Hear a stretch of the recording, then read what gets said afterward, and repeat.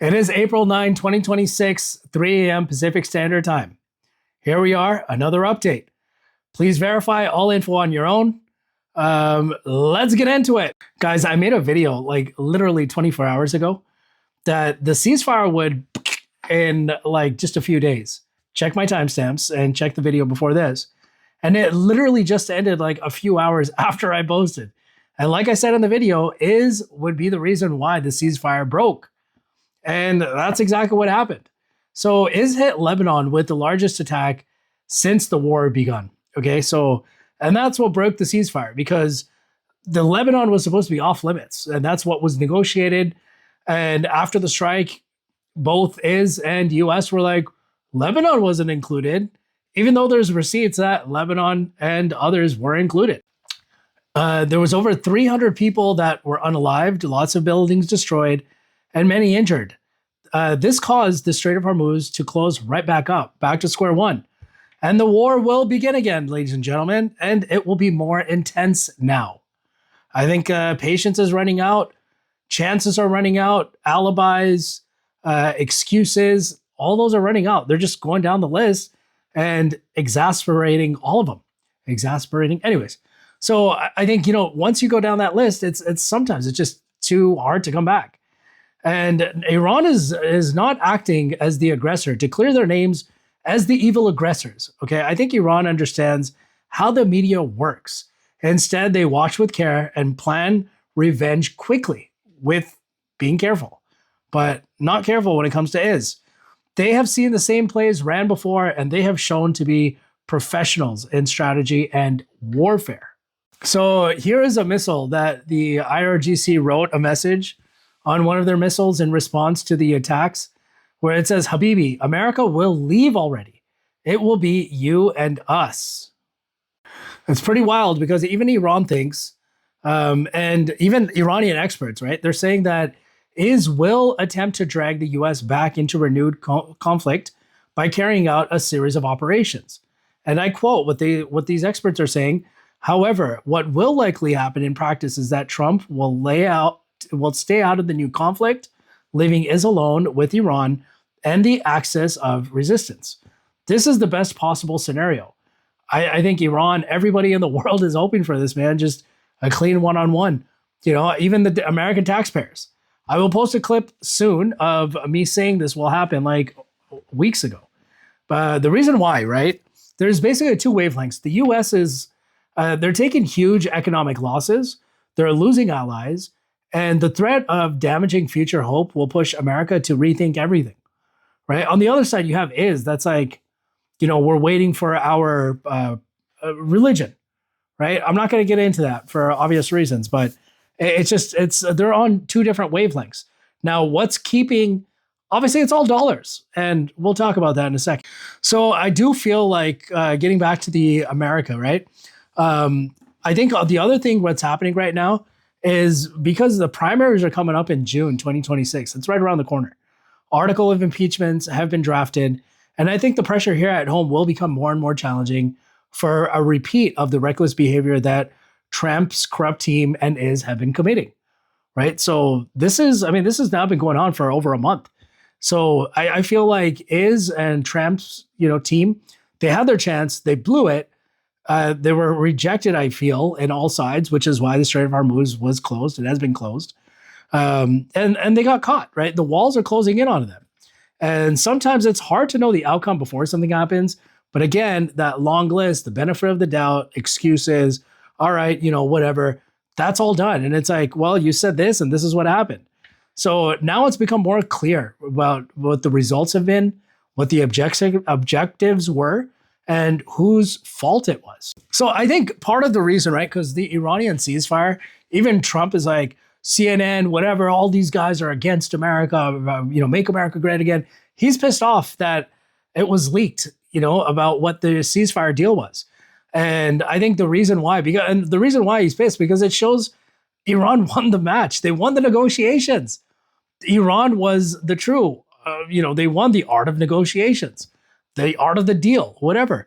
And it's very embarrassing for Trump to say, hey, man, I had to accept this because whatever. Now, what I think, one of the reasons why, right? when I think about it, like, why the hell would he accept it? Number one, I've been talking about since the beginning, leverage, they had no leverage, right? Trump's team had no leverage. But the other reason is I think there was like another reason for the ceasefire, that he was going to try to push the troops into Iran disguised as, hey, there's a ceasefire, whatever else. So I think it was like a kill two birds with one stone. So if you guys remember, right, like the US pilot, when they went to go get him, they sent all these like really high powered, expensive aircrafts. And then everyone's sitting there like, why? That was an overkill. And later there was a report that says, well, the troops and the aircrafts, they were actually there to find and steal or take the uranium of Iran. But as you guys know, and as the photos and videos show, I think all those aircrafts were destroyed, and that mission was unsuccessful. Again, guys, I want you to understand something. This is all about carrying forward momentum. There's been a goal, there's been a plan. There are, ammo, munitions, weapons, they're all depleting. You look at our air bases around the world, pretty much gone. So it's like, man, it's now or never. It's now or never. So they want to carry momentum. So is this about peace? No. So this is the post from the Pakistani Prime Minister, okay? And it's basically what he says is, as you can see here, it's basically right here. It includes Lebanon and the allies, effective immediately. Now look at the timestamp. Okay, it shows April 8 at the bottom. Look at the bottom, my finger. There you go. April 8, 2026, 12:50 a.m. So clearly the timestamps, the receipts are there. So for them to be saying, well, this wasn't included, that, everybody's like, dude, you lying sacks of shit.